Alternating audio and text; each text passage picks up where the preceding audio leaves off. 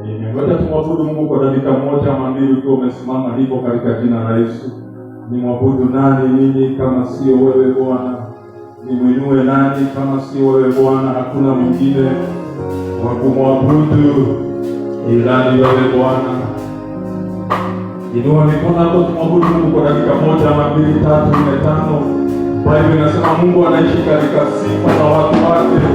Mungu anamtafuta watu ambao watamwabudu katika kweli na katika roho. Yeye ni Mungu wa ajabu. Tumwabudu nani? Nimwabudu nani kama si wewe? Nimwabudu nani kama si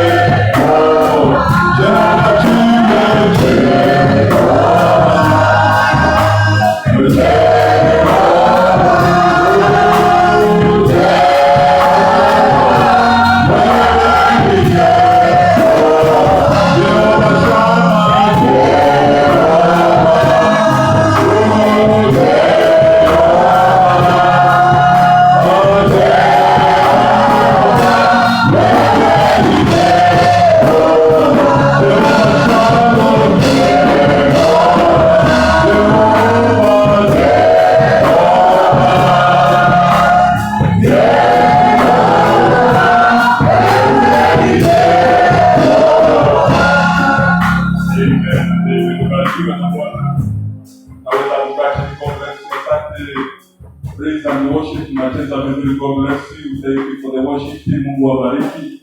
Asante kwa wewe umegojea ibada. Tumebarikiwa asubuhi na Bishop, umetubariki sana.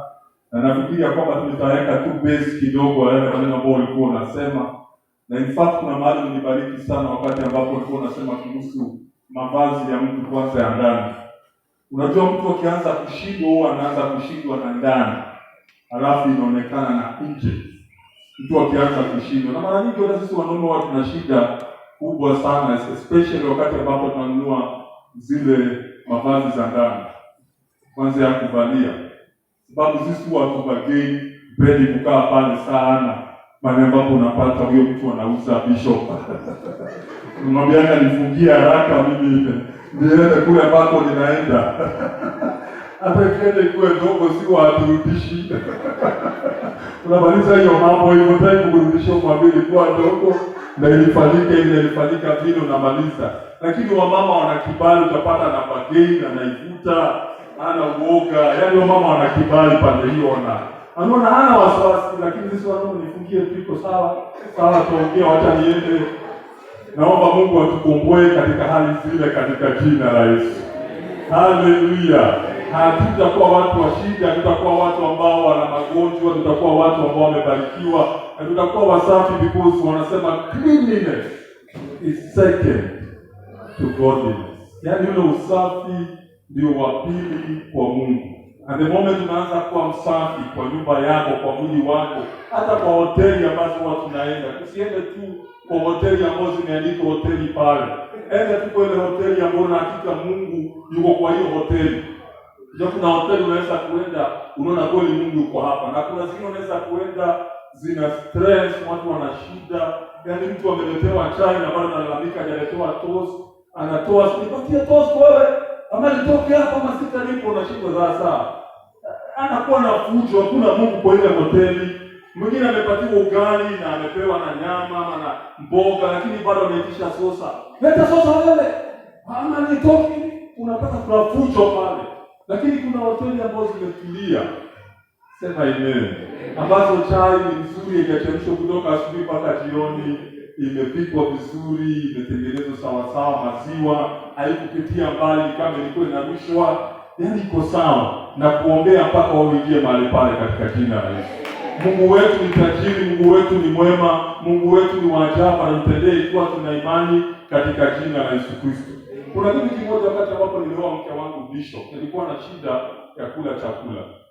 Mara nyingi kwa ile sahani nilikuwa kile kijiko nagongesha sana kwa sahani. Sasa tulikuwa tunakosana na sana. Sasa wewe pastor wangu. Sasa nimegongesha nini? Si kule. Naona sasa kwa sababu napika ile sahani, majirani wanajua nakula, ndio na nyama unajaribu kushika ile imepotea pande hiyo, unajaribu kuirudisha, ikianguka chini unachukua, unasema Jamsa not aware. Unaona vitu kama vile tunajaribu sasa mke wangu kanaacha tafadhali. Kuna tu pole kama sahani sipige kelele. Sasa nilikuwa najikaza. Hata kutafuna nikafundishwa kutafuna nisitafune na nguvu. Ni kama nakimbizwa. Tafuna pole tunajikaza pole. Mahali ambapo sitafunagi hivyo kwa discipline, mahali ambapo kuna nyama ya wanaume, hapo huwa nakazana na wao, kwa sababu nikicheza mchezo pale nitapata wamemaliza pale hivyo. Kwa hivyo pale lazima nijikaze kimwanaume, lakini kule nyumbani nataka nisome neno la Mungu kwa haraka alafu tuweze kubarikiwa katika jina la Yesu. 2 Kings chapter number 4, nataka nisome mistari kadhaa pale na Mungu anatubariki. Kitabu cha Wafalme wa Pili chapter number 4, Wafalme wa Pili, 2 Kings, Wafalme wa Pili chapter number 4, nitaanza mstari wa 18, 19 pale 20 kuteremka pale chini. Niongee tu mambo mawili ambayo Bishop alikuwa ameongea mara tatu tu kwa haraka, and then tutaomba naye Mungu atubariki. 2 Kings chapter number 4 verses number 18, 19, 20 tuteremke pale chini katika kitabu cha Wafalme wa Pili chapter number 4 verse number 18. Nasema, when the child had grown, he went out one day to his father with the reapers. Verse number 19. But he said to his father, my head. The man said to his servant, carry him to his mother. Verse number 20. And when he was brought to his mother, he sat on his knees till noon, and then he died. Verse number 21. Then she went up and laid him and laid him on the bed of the man of God, and shut the door upon him, and went out. And she called out to the husband and said, send me one of the servants and one of the donkeys, that I may go quickly to the man of God and come back again. And he said, why go to him today? It is neither the new moon nor the Sabbath. And she said, it will be all right.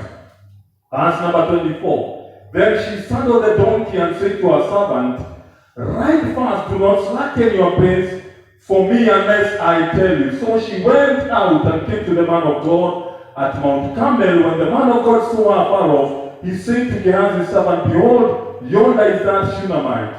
Run to meet her and say, it is well with you, well with your husband, well with your child. And she answered, it is well. Verse number 27.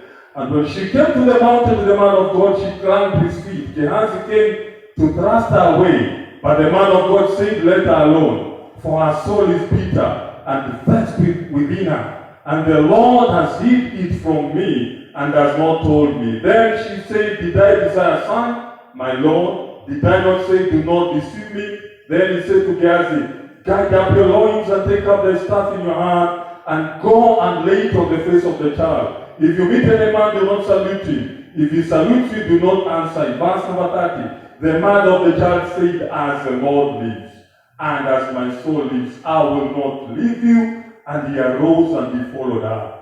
Gehazi passed on before them and laid the staff on the child's face, but the boy neither spoke nor heard. So he went back to meet Elisha and said to him, the child has not awakened. When Elisha arrived in the house, the child was dead and laid upon his bed. So he went and shut the door of the two and prayed to the Lord. He went up and laid on the child, put his mouth on his mouth, his eyes on his eyes, his hands on his hands, and he stretched himself on him and impressed him. The child's flesh became warm. Then he returned and walked in the house to and fro, went up again, stretched up himself upon him, and the child sneezed 7 times. And then opened his eyes. Then Gehazi said to the Shunammite, so he called her. So Elisha called Gehazi and said to the Shunammite, so he called her. And when she came, he said, take up your son. And she came, fell at his feet, bowing herself to the ground. And she took him up and her son, and they went out. Nataka kuweka tu maneno matatu manne yale bishop alikuwa anaongea. Jambo la kwanza ni jambo la imani. Faith. Imani. Faith is powerful. Faith ni watafanya kuishi. Hatuwezi kuishi bila imani. The Bible inasema nyakati za mwisho, those last days, the just shall live by faith. Yaani wenye haki wataishi kwa imani. Faith is important. Paul anasema in 1 Timothy 4:7, I have fought the good fight of faith. Because faith iko na maadui. Maadui ni wengi. Wakati ambapo uko mgonjwa, ni imani yako inapigwa. Unakuwa mgonjwa, imani inasema kwamba nimepona, lakini shetani anakupatia ugonjwa. You have to declare by faith, I am healed, it is well in the name of Jesus. Sasa hapa Biblia inaonyesha mama moja mshindani ambaye alimtengenezea Elisha nyumba. Alienda kwa mzee wake akamwambia, mzee wangu, I perceive. Naipenda kwa Kiingereza, I perceive, natambua mtu anayepita hapa ni mtu wa Mungu, na kuomba tumtengenezee nyumba hapa, ili akipita katika safari zake asichoke, apumzikie hapa. Na yule mzee ni mzee mzuri, akakubali, akasema sawa. Kama ni wazee wengine wasikie kuna mzee analetwa wale hapo, wataleta fujo. Lakini huyu mama was good. Akasema tumpatie mtu wa Mungu nyumba, na akapewa. Na alipokaa pale akaona mama ni tajiri, kila kitu yuko nacho, akamwambia Gehazi, nini hakuna huku? Gehazi akasema huyu mama hana mtoto. Na Elisha akaomba huyu mama akapata nini? Mtoto. Na hapo ndipo nataka niweke msingi wangu. Huyu mtoto alipokuwa, baada ya muda fulani, alipoenda kwa shamba kupata baba yake kule shambani, akaanza kuumwa na kichwa. Biblia inasema alipoenda kwa baba yake akalia, akasema my head, kichwa changu kinauma, kichwa changu kinauma. Na shida yetu wanaume, mara nyingi hatuna ile conversation ama ile upendo na watoto wetu. Badala ya mzee kujua vile ambavyo mtoto anatibiwa, alimwambia enda kwa mama yako. Ndio Biblia inasema akasema, akatoa mtumishi amwambia, mwambie ende kwa nani? Kwa mama yake. Sasa mtoto akachukuliwa na kichwa kile kinamuuma mpaka kwa mama yake. Na mama alipokaa na mtoto kidogo, mtoto akafanya nini? Akakufa. The child died. Remember, huyu mtoto wa ahadi. Kuna vitu nyingi ambazo Mungu ametuahidi, na shetani hutaka hizo vitu zikufe ndani yetu. Anataka kile ambacho Mungu amekubariki nacho kikufe, ili aweze kuweka shaka kwa yale ambayo Mungu alisema. Na huyu mama, that is what nataka tuweze kwa imani. Huyu mama alipoona mtoto amekufa, I thank God for the faith of this woman. Wacheni niwaulize maswali hapa wa Kenya. Ikiwa mtu atakufa, tunampeleka wapi? Niongelesheni tu, tunampeleka wapi? Kwa mochari, KU na kule kwingine, City Mochari ama Montezuma na zile zingine. Lakini huyu mama ni tajiri, alikataa kupeleka mtoto kwa mochari.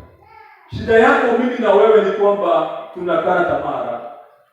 We give up so fast. Yeye alichukua yule mtoto akampeleka kwa kitanda cha Elisha. Badala aende amzike, akachukua huyu mtoto akamweka kwa kitanda cha Elisha, akamwekelea pale, kisha akaitisha yule mtumishi ambaye yuko na punda, akamwambia, chukua punda, tukimbie kwa haraka tuende kwa mtumishi wa Mungu. Na hata hakuambia mzee wake.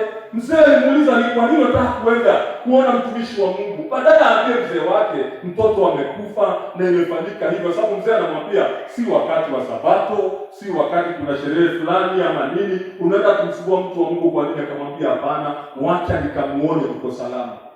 Faith inasimama na mambo yote iko sawa. Sema amen. Kwa hiyo faith does not take no for an answer. Yule mama alijua his well na akaambia mzee iko sawa, na akakimbia na punda. Mpaka wakati Elisha alimuona akija kwa umbali, akatuma Gehazi akamuuliza, nenda muulize kama mambo yote iko sawa. Gehazi alipomuuliza mambo yote iko aje, mama alijibu it is well. Hakuanza kulia, hakuanza kunungunika shida mtoto amekufa ama nini. Alisema it is well. Tatizo yetu sisi ambao tuko ni kwamba we don't confess faith. We confess the circumstance instead ya confess faith. Tunakuwa na roho ya Wakenya ya kulalamika na kunungunika na kuteseka. Unajua roho ya Kenya ni roho ya manunguniko. Mvua ikinyesha tunanungunika. Hii mvua sasa inanyesha Nairobi kwa nini? Sasa huyu Mungu ananyesha mvua mpaka kwa bahari. Unauliza Nairobi, hatuna na mikengo wa Kenya. Ukimuuliza Mkenya kama mambo iko sawa, anakuambia shida zile ziko Kenya. Sijui kama nitatoboa. Huyu president anatupeleka vipi? Tunanungunika kila kitu. Hakuna pesa Kenya, pesa iko. Ni wewe ambaye hauna. Watu wanajenga nyumba kila siku alafu unasema hakuna pesa wewe. Watu wananunua gari kila siku wanasema hakuna pesa. Ile roho ya Kenya tunaivunja katika jina la Yesu. Roho ya kunungunika, roho ya kulalamika. Unakosa kubarikiwa kwa sababu ya kulalamika. Ukipita na mtu na gari nzuri unaanza kumlani. Watu wa hizi gari kubwa wao wanajifanya sana. Naomba hiyo gari unikuipa. Suche. Sasa Mungu, what you don't appreciate haiwezi kuvutiwa kwako. You have to appreciate katika jina la Yesu. Umwambie Mungu, hata mimi natamani kama hiyo. Hata mimi natamani ubariki. And the Lord will do you good. Huyu mama kuconfess negative, alisema it is well. Alipoenda kwa Elisha, akamwambia Elisha, nilikuomba mtoto. Mimi sikukuomba mtoto. Sikukuomba jambo lingine. Na Elisha akamwambia Gehazi, kimbia, chukua hii fimbo uende ukamwekelee mtoto atafufuka. Yule mama akakataa. Akakataa na kuwa Elisha, akasema sikuachi. That is what faith does. Faith ina hang na Mungu inakataa. Inasema sitakubali mimi ni mgonjwa, sitakubali mimi ni maskini, sitakubali nitakufa wakati una corona, sitakubali hii hali. Yule mama akakataa na mguu wa Elisha. How many times unakataa na mtumishi wa Mungu? Ama unakataa na Mungu na hanga yeye unamwambia Mungu, I'm not coming out of this place. Nilisema hapa Sunday mbili zimepita, nikasema Jacob alichukua familia yake, wake zake wawili Rachel pamoja na Lea na kondoo na mbuzi na ngamia, akazivukisha kijito kinaitwa Japo. Akamwambia vukeni ng'ambo hiyo. Yeye akabaki ng'ambo hii akiomba Mungu. He had an encounter. Hapo ndipo alimenyana na malaika wa Mungu. Na wakati walipigana na malaika usiku mzima, na malaika akamsukuma kule, na malaika alikuwa anataka kwenda. Jacob akamshika, akamwambia I will not leave you until you bless. until you speak something katika maisha yangu. Jacob alikuwa anaitwa Jacob because Jacob ni muongo, Jacob ni trickster, Jacob ni conman. Alikataa kuishi na hiyo hali. Refuse hiyo jina, refuse hiyo situation katika jina la Yesu. Yule malaika akamwambia, from today hautaitwa nani? Jacob. Utaitwa nani? Israel. Maana yake you are the prince with God. Ingia katika ibada Sunday ukiwa na determination ya kwamba this is my Sunday, this is my moment. Nimekuja na imani. Huyu mama alikuwa na imani, akamshika Elisha akamwambia, sikuachi mpaka tuende na wewe. Na wewe siku ya leo kwa imani shika mguu wa Mungu, shika mkono wa Mungu. Mwambie God, I need that miracle. I am so desperate. I can't do without you. I can't go any further. Na itafanyika katika jina la Yesu. Shida ni kwamba we don't have desperate people. Hatuna watu ambao ni desperate. Na huwa nawaambia watu wale wako naenda, hatuna watu wanakuanga wagonjwa pastor, bishop. It is just a concept of mind. Hata pain iko katika akili yako. Mtu anaweza kupigwa risasi. Wacha niwache mambo ya risasi. Mtu anaweza kugongwa na gari. Nimewahi kuona mtu amegongwa na gari na hakukufa, anaamka. Anaanza kukimbia bila amechanganyikiwa na vile ambavyo amegongwa na gari. Wao wanamkimbiza yule mtu, wanamshika. Mwambie umegongwa, hapo ndio anakumbuka. Gari. Ile uchungu imegongwa. Na sio uchungu. Sasa dawa anaanza sasa kwa sababu watu wamempatia the concept. Ya kwamba amefanya nini? Kama angemwacha hivi, azisikia chochote. Lakini umegongwa. Unasikia wapi uchungu? Hapo ndio anasikia uchungu. Refuse katika jina la Yesu. Hata ule uoga, hakuna mtoto ama mtu anazaliwa na uoga. Tunafundishana uoga tukianza kukua. Watu wanatufundisha uoga. Nikichukua watoto kama kale katoto kako pale kale kasichana, nikachukue kale kanacheza tu nyuma, nikachukue vizuri. Ama wao wakicheza hapa, niende nao kule na nada cemetery na kuna makaburi. Niwapatie mpira tuanze kucheza nao. Wataangusha hiyo msalaba wa watoto. Walikimbiza mpira. Hawajui nini kwa hapo. Lakini wao mkubwa uliona mtu akizikwa. Na ukaambia watu wanakufa wanazikwa na maroho kwa pale. Tuende tukacheza na mpira na watu wanaambia Pastor Emmanuel. Wewe, okay. Ushawe kuoga. Tumekataa uoga katika jina la Yesu. Hata hii corona tunakataa uoga in the name of Jesus. Tunataka kuwa kama mshuneni alikataa kuzika mtoto. Kwa imani akachukua Elisha. Na Elisha akaenda pale kuangalia yule mtoto. Usizike maono yako. Usikate tamaa.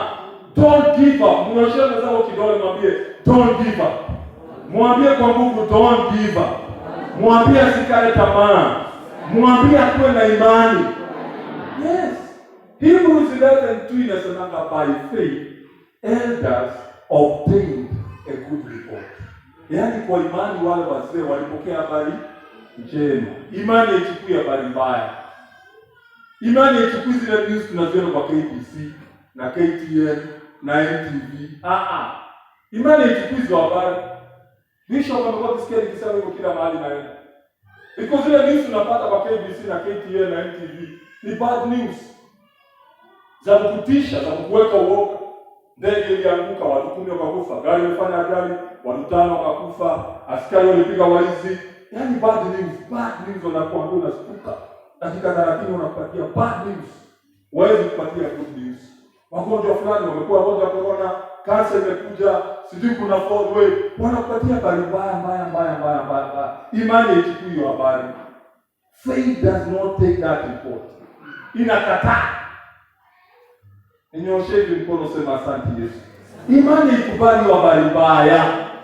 Habari za daktari. Daktari anasema uko na kansa, lakini ripoti ya Mungu ni kwamba umepona.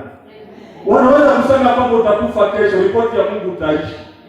Lazima ujijaze kwa imani. Ndio David alikuwa anajideclare na nguvu, anasema I will not die, but I will live to declare the goodness of God. Wanafikiria Paul akisema in Romans chapter 8, at therefore no death, no life, no height, no situation shall separate me from the love of God. Ulikuwa unafikia mtu alikuwa anaongea kicheka. Hakuna mtu ogopi kifo wewe.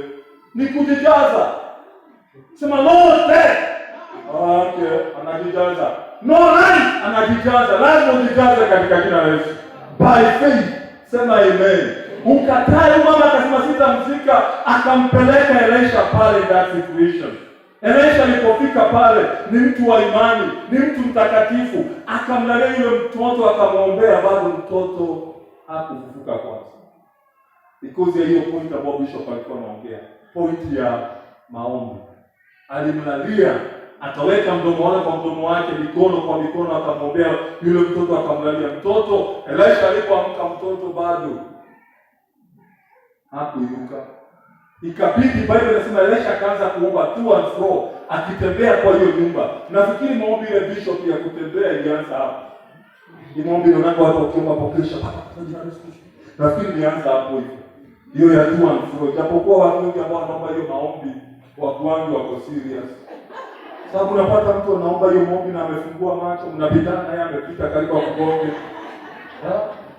Nilienda kesho wakati mmoja nikaona mwingine kwanza anaomba na mkono amefanya hivi. Nilikuja karibu na bili ni watu apite kwanza yeye. Hiyo maombi ilianza pale. But if we pray without giving up. One time nilienda mkutano wa mhubiri aliyetolewa wa elimu akasema, I want watu waombe, wakemee shetani. Na watu wakemea shetani wakaomba sana. Mimi nikakemea shetani Bishop nikamaliza. Nilikuwa pale. Lakini kuna mzee alikuwa pale nyuma, nafikiri shetani alikuwa amemuonea sana. Pale nyuma. Nikaenda hapo karibu nikasikia kiomba, alikuwa anapatia shetani masharti.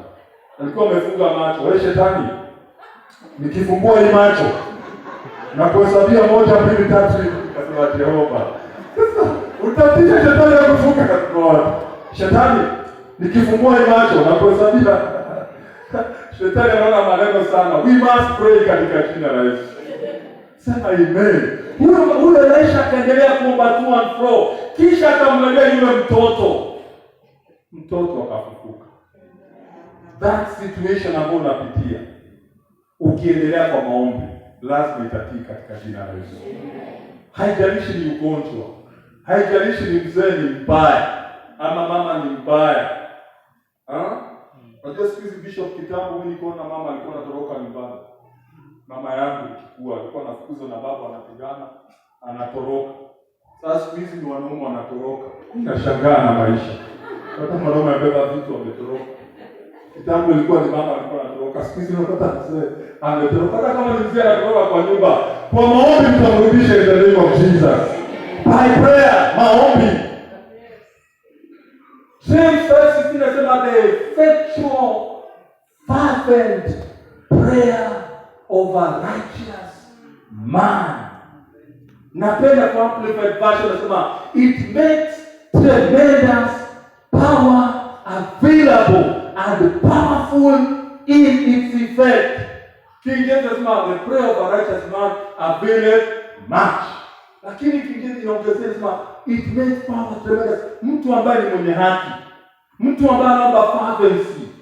Fervency ni mtu ambaye hakufi moyo, ni mtu ambaye hakati tamaa. Kwa sababu katika maisha, nikupatia example ya watu wengine. Katika maisha kuna watu sampuli nne: undertaker, caretaker, overtaker na risk taker. Nirudie tena. Kuna watu sampuli nne. Undertaker. Najua undertaker ni nani? Nani anajua undertaker ni nani? Acha na uwa wrestling. Najua wrestling bana. Undertaker ni mtu anafanya kazi kwa makaburi. Anachukuanga mwili, anavaa manguo. Unajua kule ng'ambo hawafanyi kama hapa, mtu akikufa unamchukua na gari yako na risk unampeleka. Kule ng'ambo mtu akikufa unapiga nini? Simu. Unapigia undertaker, anafanya na hiyo mocha.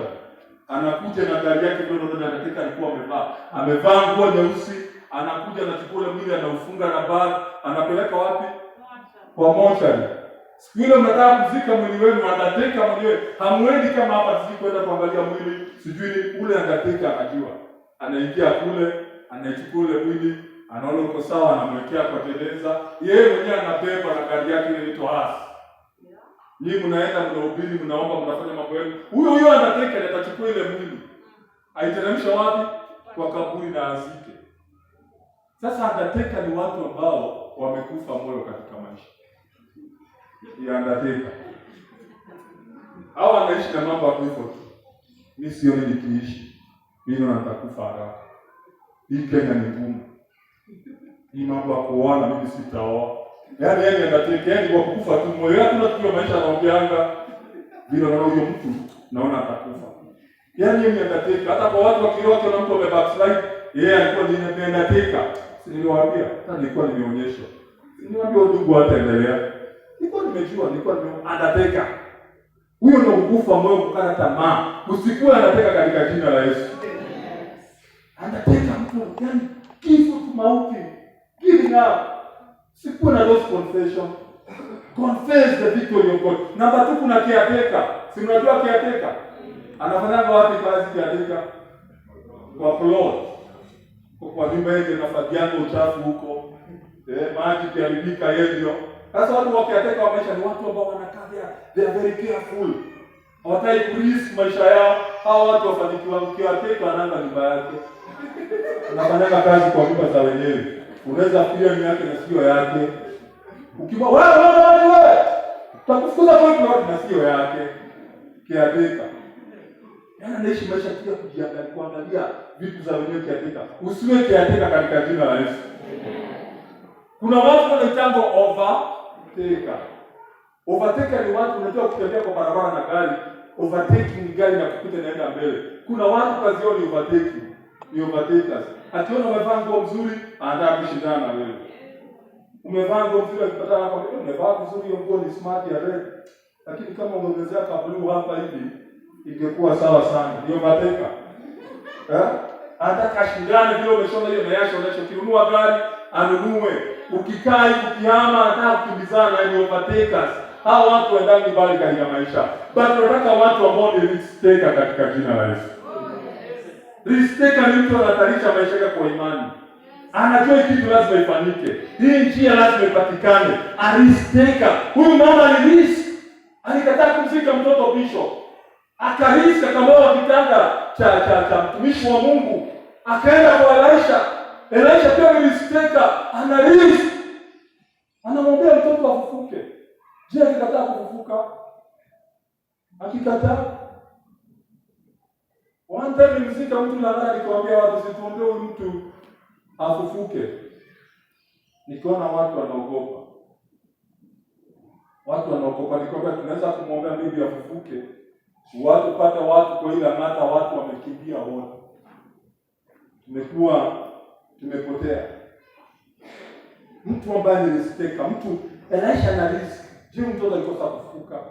Mama amekaa naye, mama anamwambia, "Si nilikuambia usinidanganye." Hebu imagine akimwambia mtumishi wa Mungu, "Si nilikuambia usinidanganye." Na Elisha anajua kile kibarua, anaombea yule mtoto mpaka anafufuka, ana risk, anaomba, anaweka imani. Ikiwa tutaomba by faith, tumwamini Mungu, things will change katika jina la Yesu. Hata hii corona is just a name. Kuna jina kubwa kuliko corona. Jina la Yesu Kristo. Iko tunaweza kuinua maombi, tuombe, tupatie imani. Corona tuambie corona tunatangaza. By the end ya mwezi huu, by the end ya mwezi ujao, by the end of this time, ukue hausikiki mahali, itakwisha katika jina la Yesu. Lakini we don't have people ambao wanasimama kama vile. Tunakubaliana na what the devil anatupatia. Kitupia corona, tunasema sawa. Juzi nimesikia Apostle Kasea wakituambia kuna fourth wave. Wanasema before nikauliza hawa watu kisha. Tulikuwa na first wave. Second wave. Third wave. Sasa tunauzi uoga ya fourth wave. Tuendelee na hizo mawave. 5th, 6th, 7th, 8th, 9, 10, 12. Hapana. We refuse. Katika jina la Yesu. Tunaweka demand kwa sababu tunamwambia tumekataa kwa jina la Yesu. Tumekataa corona, tumekataa kwa wagonjwa, tumekataa kukufa, tumekataa imani. Elisha kaomba by faith, akamwambia yule mtoto akafufuka, akampatia mama yake. We want to pray over those situations katika jina la Yesu. They might be dead, they might be hopeless, they might be nothing, but with God all things are possible. Nataka ushike hiyo neno ambalo nasema with God. Kizungu mzuri haingekuwa hivyo, ingekuwa to God. To God ni kumaanisha kila shida yote iko ndani kwa Mungu, lakini nasema with With ni watu wawili, Kiingereza. With ni watu wawili wanashikana, with God. Yaani ni Mungu pamoja na wewe. All things are possible. Ukishikana Mungu na uweke imani, mambo yote inawezekana. Regardless ya challenge ambayo unapitia. Hali inaweza kuwa ni ngumu. Situation inaweza kuwa ni mbaya. Lakini usikubali. Usikue kiatika. Usikue anatika. Usikue obatika.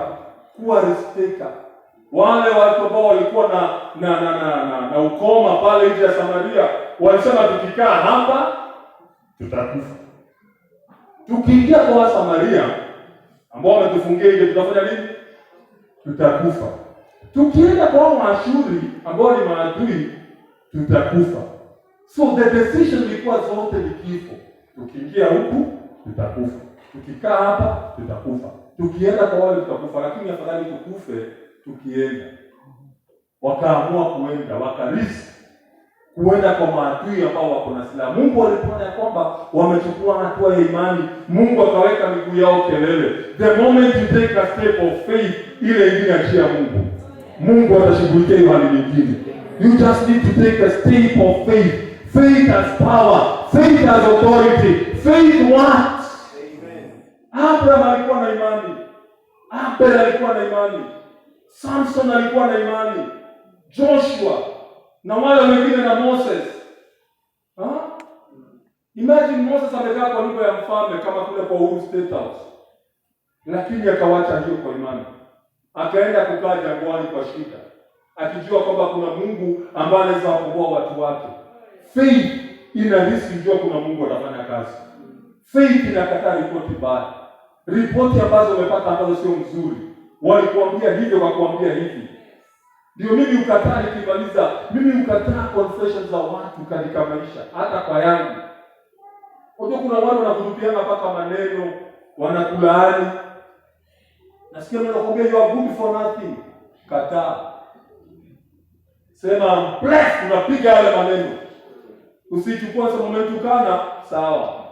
Itakuwa na nguvu juu ya maisha yako. Ukiitwa na mtu mbwa, usikubali hayo maneno.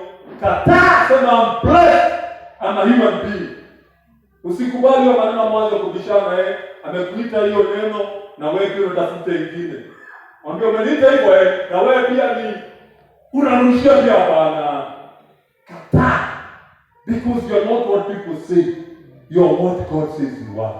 Mungu anasema umebarikiwa, sema amen. Mungu anasema umeinuliwa. Mungu anasema umebarikiwa. Take the word of God by faith. Kama huyu mama alikataa kuzika mtoto, refuse to give up. Refuse to bury. Refuse kukata tamaa. Maombi na imani vile Bishop alituambia, imani inaweza mambo yote. Hebrews 11 says without faith it is impossible to please God. Bible inasema in the book of Romans 10:17, now faith comes. Kwa hivyo imani ukuje inasema now faith comes and comes by the hearing of the word of God. Lazima uwe mtu wa kusikia neno la Mungu. Sio kusikia masengeli ya watu, sio kusikia vile watu wanasema, kusikia neno la Mungu. Neno la Mungu linasema aje? Linasema you are the head and not the tail.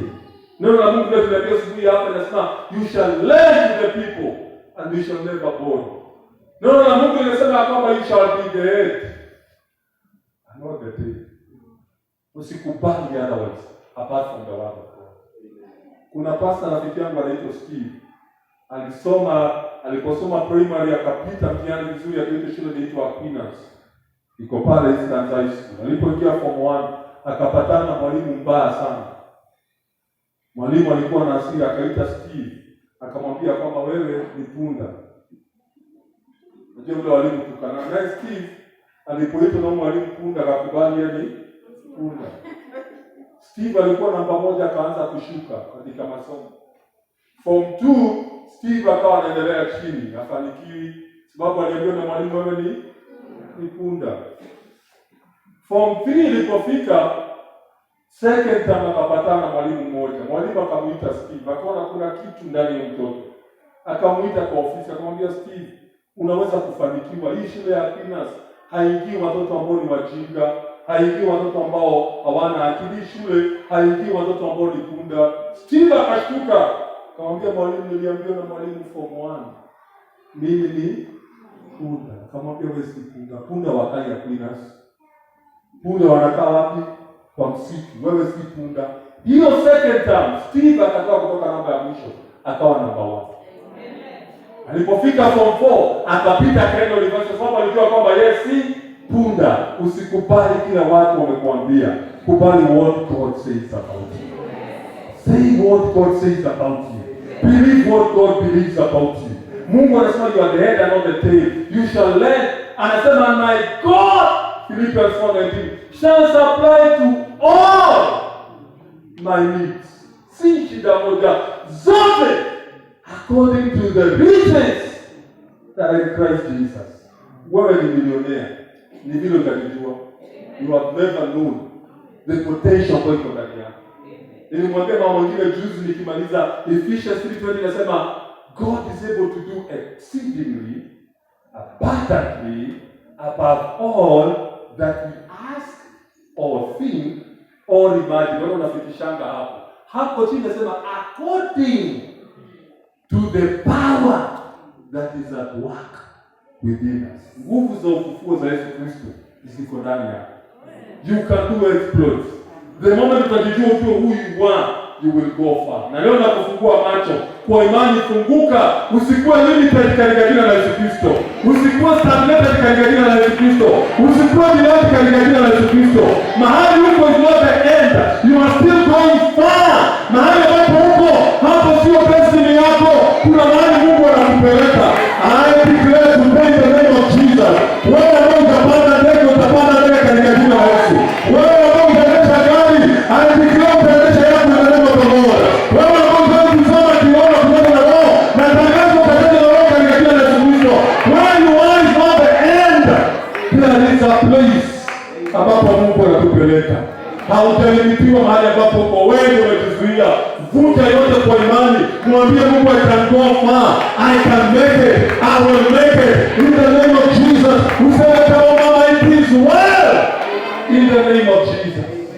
Yule mwimbaji aliimba it is well in my soul. Aliimba hivyo na alikuwa amefiwa, lakini anaimba akasema it is well. Mimi katika Facebook yangu kila siku natangaza asubuhi, naomba maombi na waambia watu it is well. Regardless ya vile hali iko, it is well. Corona iko na iko, it is well. Shida zikue zikue, it is well. Nisumbuke zisumbuke, it is well. Leave it to the Lord. Mwambie mwenzako umebarikiwa. Mwambie umeinuliwa. Mwambie utaendelea. In Jesus name. Simama katika mguu wako kwa jina la Yesu. Hata nicheze wimbo hapo tumwabudu Mungu pamoja.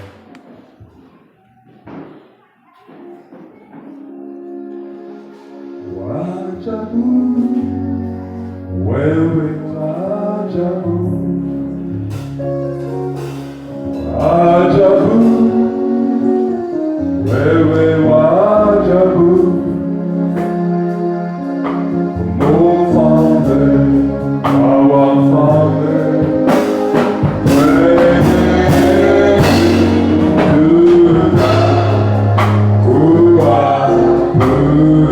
Wow.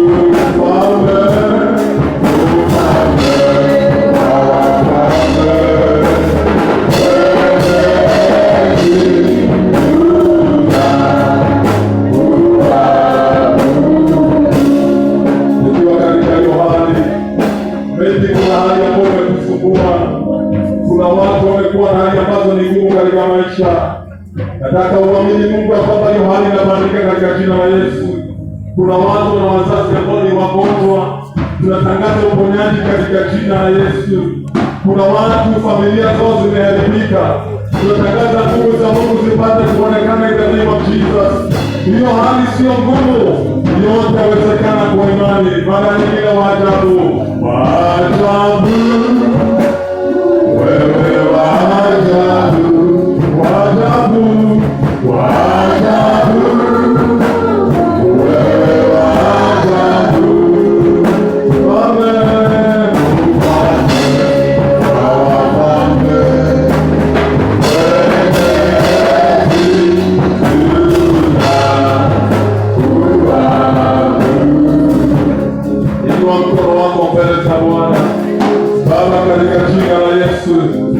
naachilia roho wako katika ukumbika kwa watu hawa. Wewe ni Mungu unayeweza mambo yote. Hiyo hali sio ngumu, hiyo shida sio ngumu. Tunaachilia roho wa Mungu wa miujiza, roho wa Mungu wa baraka, roho wa Mungu wa uponyaji, roho wa Mungu anayefanya maajabu ya Mungu akashuka katika hii na neno Jesus. Tunaenda kinyume kila vifungo, vizuizi, vikwazo, uzito, hali ngumu za shetani. Mgonjwa huyu ambaye ni mgonjwa, hiyo familia ambayo imesambaratika, hali ambazo ni ngumu wanatangaza ikabadilike, mambo ambayo yamekwenda yakafunguke, in the mighty name of Jesus. Holy Spirit of God, take charge, take over, take control. Holy Spirit of God, minister to that lady, minister to that man, mhudumie mama, mhudumie mzee, ishughulikie hali yake, ishughulikie nyumba yake, shughulikie hiyo kazi, shughulikie hiyo biashara, shughulikie baba yetu maibada, mwaleta kujua chini habari ni ambazo Yesu asiko imani ina faith ya kwamba unatenda maajabu. In the mighty name of Jesus, mwabudu Mungu kwa dakika moja. Fungua mkono wako, mwambie Bwana, naamini it is well, it is well. Fungua mkono wako kwa dakika moja, worship Him. Mwambie it is well, it is well, it is well. It is well in my life, it is well in my finances, it is well in my family, it is well in my plan, it is well in my ministry, it is well, it is well, it is well, it is well in Kenya, it is well, it is well, it is well, it is well in our lives, in our going on, in our coming in. It is well. Inua mkono wako katika jina la Yesu. Every situation ambayo napiga tunatangaza kuanzia mchana wa leo ikapita mwisho in the name of Jesus. Wanasema every problem has an expiry date. Hiyo shida ikapita mwisho in the name of Jesus. Hiyo hali ikabadilike. That problem, that situation changes now in the name of Jesus. In the name of Jesus. In the name of Jesus. In the name of Jesus. In the name of Jesus. In the name of Jesus. Benitenda mema. Benitenda mema. Benitenda mema. Yesu. Oh, benitenda mema. Benitenda mema. Benitenda mema. Yes. Mara nyingine benitenda mema. Benitenda mema. Benitenda mema. Yes.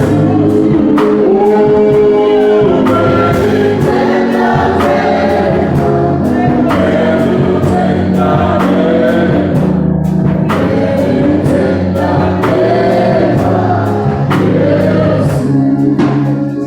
Baba, tunatangaza in Jesus name. Hakuna roho hapa bila alivyoingia. We have received from you. We are blessed, we are lifted, we are favored, we are honored. Tunatembea kifua mbele tukijua the Lord is in control. The Lord is in charge. In Jesus name. Amen. Naweza kukaa chini. God bless you so much. Nafikiri tutakimbia tu kwa haraka tuweze kumaliza, tuweze kuchukua sadaka zetu. Maybe haukuchukua sadaka yako katika kipindi cha kwanza, uko na offering yako, uko na tithe yako, uko na thanksgiving, uko na chochote kile ambacho ungependa kumtolea Mungu, nataka uweze kutoa ili tuweze kuomba na wewe, tuweze kumalizia katika jina la Yesu. Unahitaji kutoa sadaka yako, fungu la 10, fungu la shukrani, matoleo yote yale. Biblia inasema it is more blessed to give than to receive. The more tunampatia Mungu, the more the Lord anafurahia, and the more the Lord intervenes in our situation. Kuna yote ile ambayo inahitaji bahasha, fungu la 10, fungu la shukrani, thanksgiving. Kuna mambo makubwa ambayo Mungu ametufanyia, and we have every reason to thank God. Ametupreserve, ametuprotect, ametupatia baraka. Tunasoma, tunafanya kazi, tumeajiriwa, tunaishi kwa manyumba. All that is a work of God katika jina la Yesu. Kama tatizo vikapo hapa sasa kwa wao waweze kutoa, nataka usimame na hiyo sadaka yako kwa miguu yako, tupate kuomba nayo in Jesus mighty name. Simama na hiyo sadaka, tupate kuomba na wewe katika jina la Yesu Kristo, and the Lord is going to bless us. Simama tu katika miguu yako in Jesus mighty name. Simama na sadaka yako, fungu lako la 10 na matoleo mengine. The Lord is going to bless us. Baba, katika jina la Yesu, watu wanapokutolea kwa wabariki. Umeahidi katika neno lako ya kwamba it is more blessed to give than to receive. Neno lako linasema give and it shall be given back to you. Good measure, pressed down, shaken together, and running over shall men give it to your bosom. Naomba watu hawa wanapotoka washughulikie katika biashara, katika kazi, katika familia, chochote wanachokuhitaji Jehova katika maisha kwa washughulikie. In Jesus mighty name tunaomba na hata kuamini. Amen. Naweza kuleta sadaka hiyo yako hapa, and the Lord will bless you katika jina la Yesu. Njoo tu uweze kuweka hapa mbele in the name of the Lord. Ilete tu hapa mbele kwa jina la Yesu. Ukiwa unaleta matoleo yako, leta atakuomba atakumaliza. Yesu darafa wako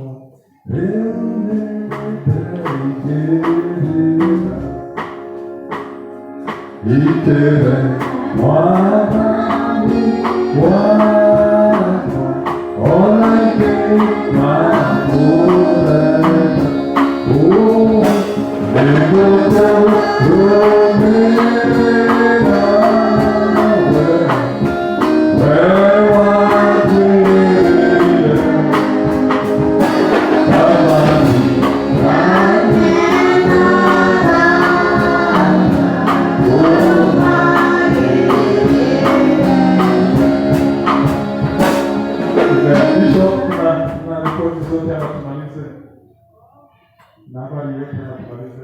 hakuna kitu kingine.